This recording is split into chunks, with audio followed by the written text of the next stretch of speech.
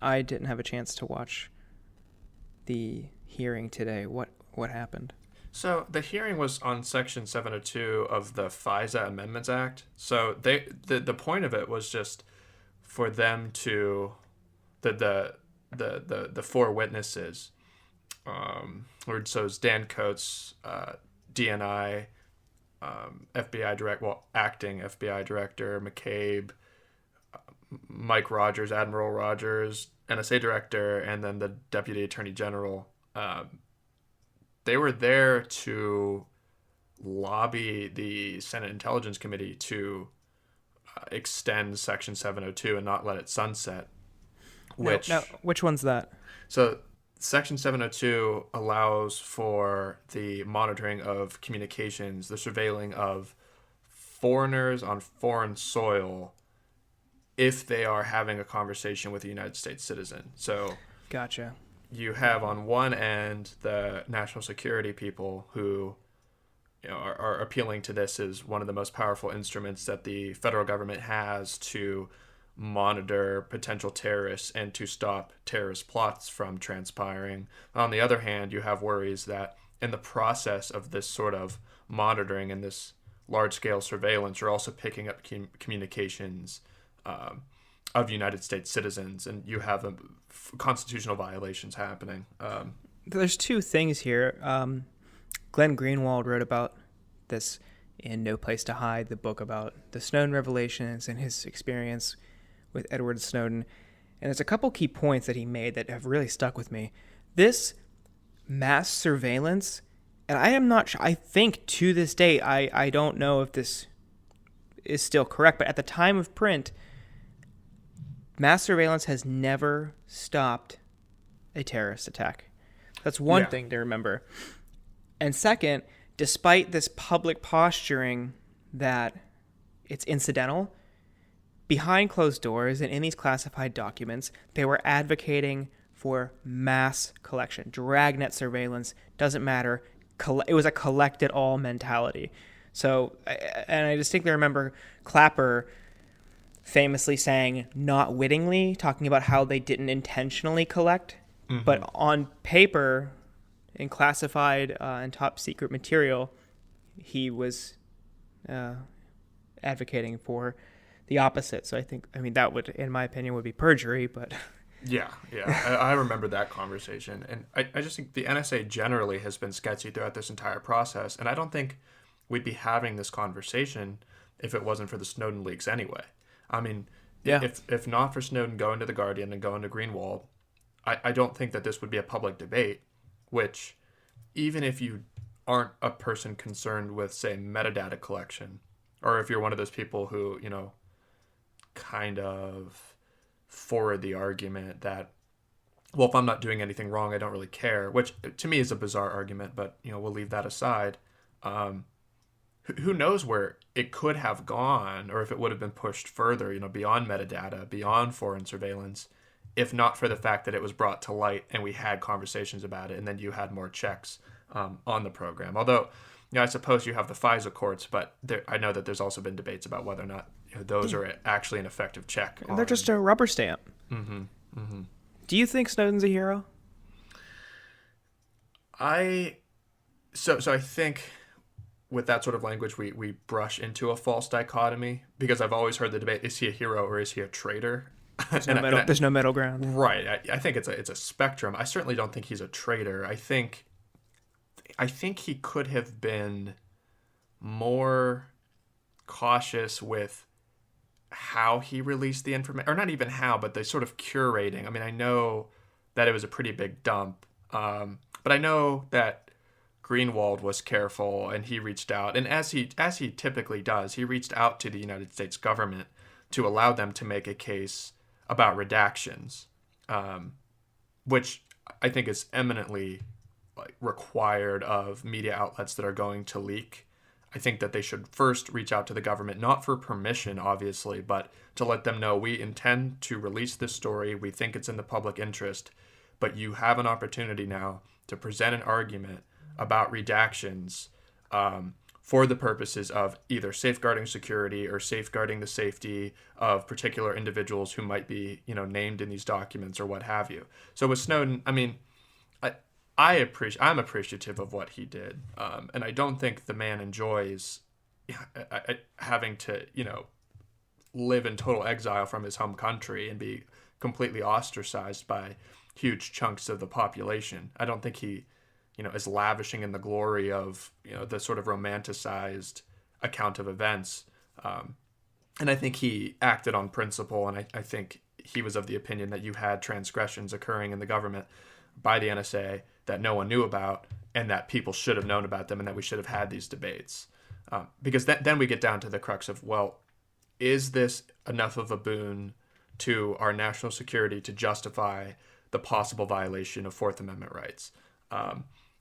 And I don't know. I mean, the Heritage Foundation says that the intelligence community gathers about 25%, I think, of its intelligence through Section 702.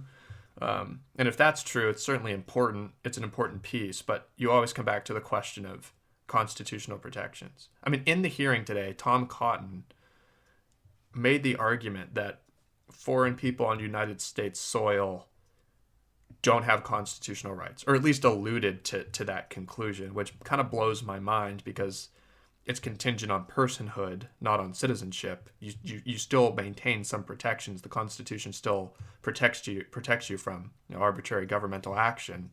But we have people in the Senate who are not only for extending 702, but for making it permanent, like Cotton. So I don't know. It's something that we need to be paying attention to.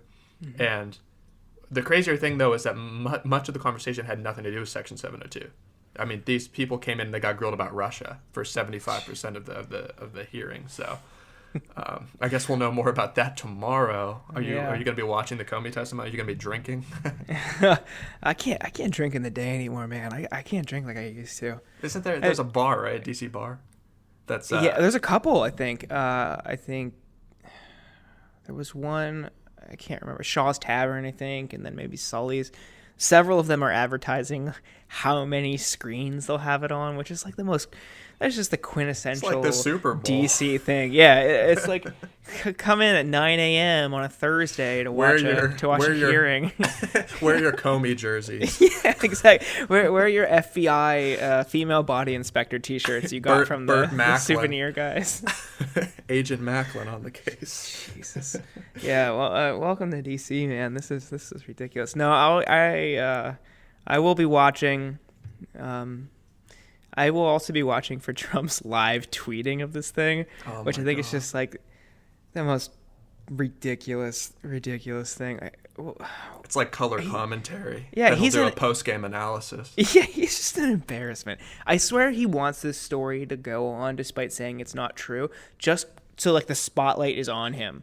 Because I don't know, there were days where I don't know. I mean, just look at the press briefing. These were not always live telecasts during the Obama administration, just the big ones. I mean, they would cover them all, but you wouldn't watch them in full. And now this has become a spectacle because this administration is such a circus. And I swear, deep down, when he with that reality TV mindset, caring about ratings, and he loves every second of this. And that's why he's going to be doing it. People are also then going to focus on him when it really is going to be about Comey. He saw the spotlight was not going to be on him, so he's like, well, guess what? I'm going to tweet. Yeah, I could see him kind of like twiddling his grubby little fingers, waiting to just unleash, a torrent of tweets full of caps and exclamation points. And, he's such an embarrassment.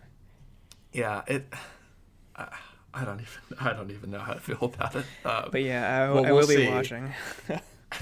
We'll see. I will be up early in great anticipation. On your point, though, about 702, I think it should be noted, we get upset about the government tracking us and collecting all our data, but the way many law enforcement agencies are able to do this is with a third-party doctrine, and that kind of relates to what we were talking about last night with Justin Hendricks on our premium episode, which is for the layperson, because you are giving your data to a private company, be it your cell phone provider or social media network, etc., law enforcement has an easier time accessing it as well because they make the argument that you don't have a reasonable expectation of privacy because you gave it to the company. But now, this is heading back to the Supreme Court. Have you been following this? Yeah, I saw that it's on the docket. I'm really excited. Yeah, it's going to be a really important case because it could change the way, well, not just how we think about privacy, but how the law views privacy in a really fundamental way. Because I think the decision could have, I mean, I greatly anticipate that it will have ripple effects one way or the other, far outside of the context of the facts of that particular case. I mean, it could be a paradigm shift. Despite Gorsuch's many faults, from what I understand, he's good on this issue from a liberal perspective. So we may actually see a favorable result, perhaps with Gorsuch serving as the swing vote. But it remains to be seen. How I'm not sure how Kennedy sees this issue, like not off the top of my head. And I don't expect the other three to side with us. But we'll see. This will be fun. I think this might be one I'll try to camp outside for. Yeah, I think Alito might be in favor of like allowing law enforcement to hang out in your house without a warrant. Yeah. Alito wants a Gestapo probably. Yeah, I think Alito wants like periodic like stops on all major thoroughfares, just to make sure you're not doing anything wrong. Oh God, he is absolutely the worst. Like I used to dislike Scalia a lot, but part of me liked him just because of his flamboyant, fiery personality and like. He had a little bit of a wit in his decisions, but Alito is just so smarmy. I think he was also the only one who sided against Westboro Baptist Church in the free speech case. I think it was 8-1. I'm pretty sure Alito was the one dissenter, which is kind of frightening that someone would take. I mean, yeah, Westboro is reprehensible, but we should always defend the most repugnant speech because once you start to say what's bad, it's easier to curtail other forms of speech. And Alito just did not see that. Yeah. Well, here's to hoping that we have a curtailment of law enforcement's sort of carte blanche authority in a lot of cases to collect data and attract people. But so you were on the Hill today. I was. I went up to kind of just hang out and watch a drop-off of 4 million signed petitions of members of tons, I'd say a dozen perhaps, 19 national organizations. Common Cause, Move On, Public Citizen, I think Indivisible, Daily Kos, End Citizens United, Friends of the Earth, National Organization of Women, Stand Up America. So I'm leaving some out. I can't remember off the top of my head, but it was a huge coalition. Many of them had partnered with us on March for Truth, but they've all been gathering petitions demanding Congress form an independent commission. They're continuing this campaign because this is not going to go away. We need to continue to put pressure on members of Congress. So they were up there dropping off 4 million signed petitions to members of Congress, and it was really something spectacular. So 4 million, just to be clear on the distinction, you're saying 4 million petitions, not 4 million signatures. I'm 4 million signatures. 4 million. Okay. Yeah, they originally had, I think they were close to 5 million, but they had to, this is 4 million unique signatures because some people had signed on multiple sites. So they were close. I mean, there's some passion and energy here because there was nearly 1 million duplicates. So yeah, people are signing 50 petitions. Yeah, people are fired up about this. Yeah, and hopefully it bears some fruit. In the hearing, it was Kamala Harris was going back and forth with Rosenstein, and she was asking him if he would put in writing that he would grant to the special counsel Mueller complete independence because he still retains theoretically the authority to fire Mueller, and he wouldn't commit to doing that. I mean, he made the appeal that, well, the legislature passed on completely independent counsel So he was gonna retain that right. He wasn't gonna put in writing that he wouldn't do so. But he paid a lot of lip service to independence. But I don't know. It's troubling to me. And the thing about Rosenstein is that going into his appointment, the consensus seemed to be that he was a level-headed, reasonable person. And then within like a month of him being in the DAG position, he writes the Comey memo, citing to Comey's handling of the Clinton email investigation that Donald Trump on the campaign trail was literally applauding Comey for. And then at the same time, we have the memo from Sessions, who had to recuse himself from participation in the Russia investigation because of his undisclosed conversations with, who was the Russian ambassador to the United States. I don't know. It seems no matter how much lip service people are paying, you can't help, even if it's only at the level of appearance, you can't help but think that complete independence isn't possible unless it is codified and written and confirmed that whatever process is happening is completely independent from the executive branch. Totally.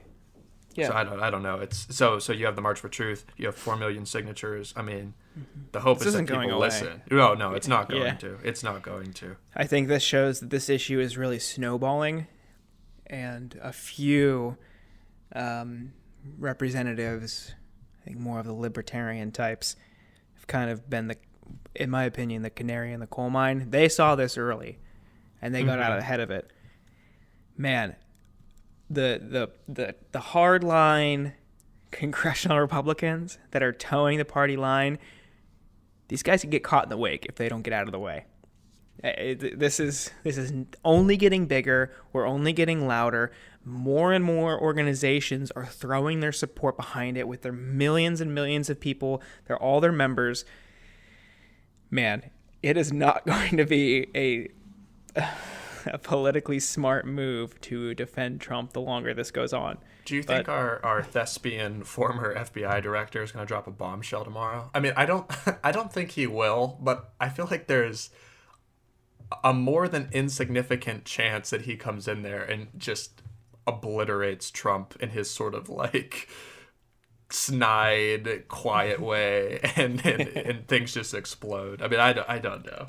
We'll have to see. I think it's going to be he'll reference that conversation, maybe acknowledge that Trump tried to pressure him, and I think the rest he'll just defer to classified material. And despite his firing for personal and political reasons and Trump trying to protect himself, I think Comey still deep down has a lot of respect for the job. And also I think there could be consequences if he divulges classified materials despite being out of the position. Mm-hmm. I don't know if we're going to see anything huge, but I think a lot of it rests on, relating to our conversation with Andrea, all of these conversations that have likely been caught up in this dragnet surveillance from many countries, because just because the United States isn't listening or have a warrant, perhaps listening, other countries are definitely listening to these guys and like eavesdropping on their calls and all that. So there's intel out there, and I'm sure it has trickled back to the FBI, and I'm sure they have been accumulating evidence as we progress. So I think he is aware of that, but I don't think he's able to talk about it. But hey, for all we know, tomorrow could surprise us. Yeah, and that actually works nicely as a segue into our first edition of They Should Have Thought Twice. Oh, yes, I'm excited for this.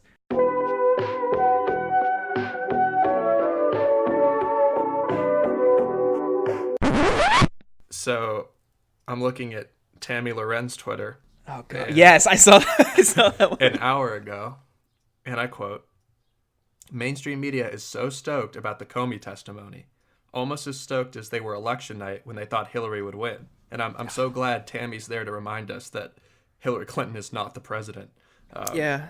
I took a screenshot of that tweet from Tanya, just in case, because this is someone who has made her living ranting on Facebook and online, and is now in the business of giving people life advice on Twitter and on Facebook. So I'm holding on to that screenshot for future purposes. If something were to happen, Trump goes down, I'm holding on to that tweet because Tanya is really going to regret that one. And I don't know how Teresa isn't being a little less of a mouthpiece for all things Republican, considering she lost her job for voicing an anti-conservative view on a single issue. Yet she's still on Twitter, pumping out these polemics that I mean, I don't know.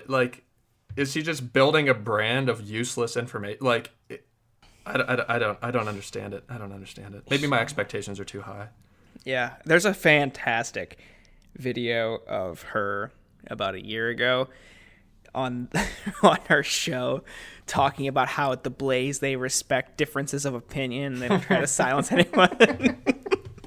And then the ban hammer comes down. Oh, God, it's so funny to watch now. Time for final thoughts, so let's clear some things up. I see I'm trending on Facebook today. Yes, facing calls for dismissal based on my constitutional right to free speech. Well, I hate to break it to the internet trolls and the wishful thinking liberals, but my boss has already addressed this. See, here at Glenn Beck's The Blaze, we don't silence and stamp out voices we disagree with. Glenn and I are not the same voice. We often disagree, and guess what? That's what makes this place different. Here, we still view the freedom of speech not only as fundamental to our way of life as Americans, but also as a natural right, a God-given right. She fired off another one yesterday. I think this is also important. As we celebrate D-Day, I remind the whiny campus crybabies what it looks like to fight for something bigger than a safe space. Gee, what? So she what was is with one, them and college safe spaces? I don't know. I mean, she must feel threatened by them. But on top of that, this is the same person who bragged on Twitter about landing a job because they were hired by their mom, right? Her specifically. Right. Yeah. Right. Yeah. So you want to rail against the entitlement problem of college students, and she's tweeting on the job that she got because her mom hired her. Yeah.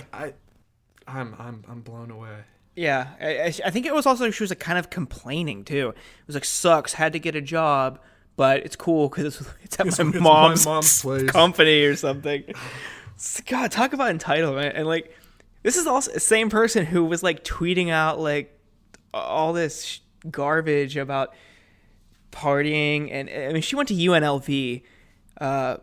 By no means do I consider her college career to be academically focused. I don't think people go to UNLV for the curriculum.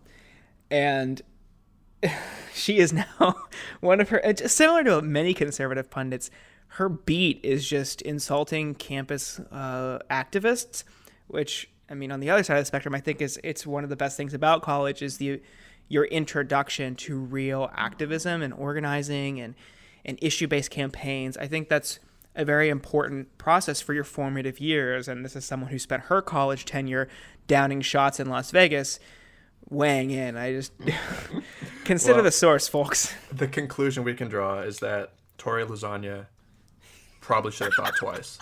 Absolutely, maybe thrice. So what's burning me is this column on Heat Street by Jillian Melchior. And this is also a Newsweek had a similar piece and several other sites about Bernie Sanders making $800K in book royalties last year. They claim that because he made this money, he can't be an actual democratic socialist, or he's a hypocrite because he made money. And it just, my head, I want to headbutt a knife because these people were probably a lot of the same people who have no issue with Wall Street giving themselves bonuses with the bailout money, or Obama making $60 million for a book. You got an old guy in Vermont making $800,000 on a book. At the same time, many of these people admonished his platform because it would have raised taxes, and they argued that was antithetical to capitalist principles. but also at the same time, they don't want him to make money. So he can't Be a socialist or a capitalist. Exactly. He just loses. They want him to lose no matter what. And it's just so stupid. It's like, you can't. I think the point. Pick one.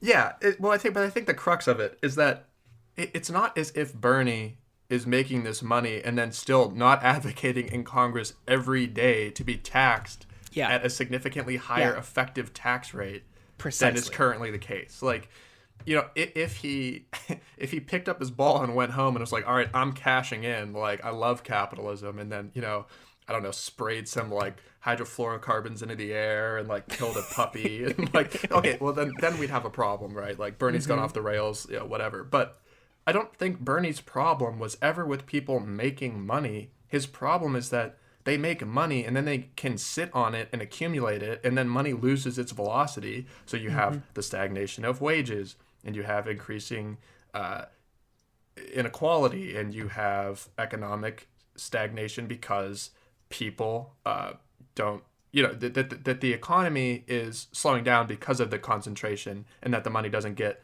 you know, and this is gonna frighten people. I get it, but the money doesn't move because there is no effective redistribution through taxation, right? And when we can have, I want to have a separate debate. I don't want to dive into the taxation debate right now. I purely want to focus on the fact that they're claiming this person is hypocritical because they make the money, without going one step further and saying, well, wait a minute, if he's still advocating that he, like anyone else, should be taxed for that, well, then I fail to see where the hypocrisy is. It's these simple headlines. I mean, there's another headline that came out. I don't know what outlet it was, but the lead was something like, Ben Jealous wants to do what Bernie Sanders couldn't win. And someone pointed out on Twitter, like, he's won House races, Senate races, mayoral races. Like, I don't know. Bernie, you say what you want about Bernie, but Bernie doesn't get a fair shake, that's for sure. Mm-hmm. Yeah, absolutely. I think the very issue, I think Ben Weichler of Move On pointed this out. Yes, I tweeted the Newsweek article out about the Bernie thing and just basically pointing out like it's garbage. And Ben pointed out that because he's advocating for higher taxes on himself, this only solidifies his view. Yeah, exactly. And it shows he's not a hypocrite, because he is making a good amount of money, and he's saying, tax me at a higher rate. I mean, Warren Buffett, same thing. He wants higher taxes, and he says people like me should be taxed more. When people do that, absolutely. And like you say, it'd be one thing if he changed his mind once he started making more money, but he didn't. Ugh. So go Heat Street. I don't think they think at all, but if they did, think twice.